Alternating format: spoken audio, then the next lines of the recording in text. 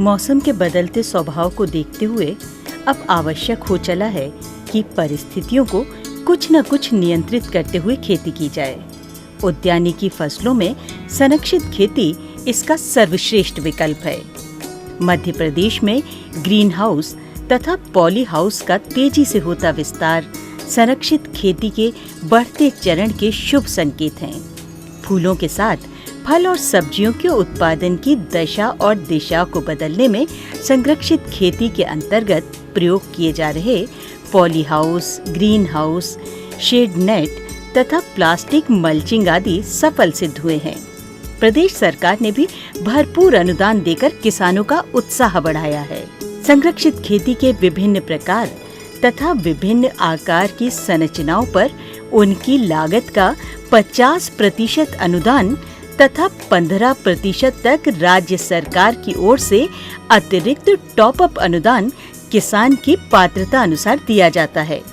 इसीलिए तो अब मौसम के प्रकोप से बेपरवाह किसान ऑफ सीजन फसलों का भी भरपूर उत्पादन कर रहे हैं। संरक्षित खेती के लिए पॉली हाउस या ग्रीन हाउस या अन्य कोई संरचना निर्माण के बाद अनुदान जारी करने के लिए इसके भौतिक सत्यापन की प्रक्रिया पूरी की जाती है।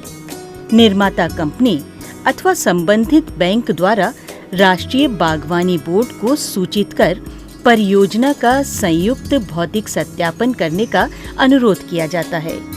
इसके 15 दिन की अवधि में बागवानी बोर्ड के प्रतिनिधि, संबंधित बैंक या वित्तीय संस्था के प्रतिनिधि तथा उद्यानिकी विभाग के अधिकारी मिलकर भौतिक सत्यापन की कार्यवाही करते हैं। ये कार्यवाही एक निर्धारित प्रपत्र में दर्ज की जाती है, जिसमें स्थापित संरचना के प्रत्येक अंग का परीक्षण उसके निर्धारित मानकों के अनुरूप किया जाता है। साथ ही हितग्राही की भूमि संबंधी जानकारी व आर्थिक पहलुओं जैसे ऋण व प्रयुक्त सामग्री के वास्तविक मूल्य आदि के बिल एवं रसीद आदि की जांच भी की जाती है।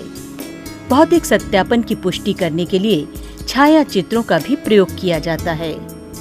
इस प्रकार पूर्ण पारदर्शिता के साथ किसानों को अनुदान योजना का लाभ पहुंचाने के लिए समुचित कार्यवाही की जाती है।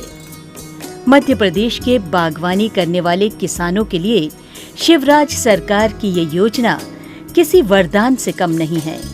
तभी तो रामू भैया कहते हैं, संरक्षित खेती है वरदान, खूब मिलता है इस पर अनुदान।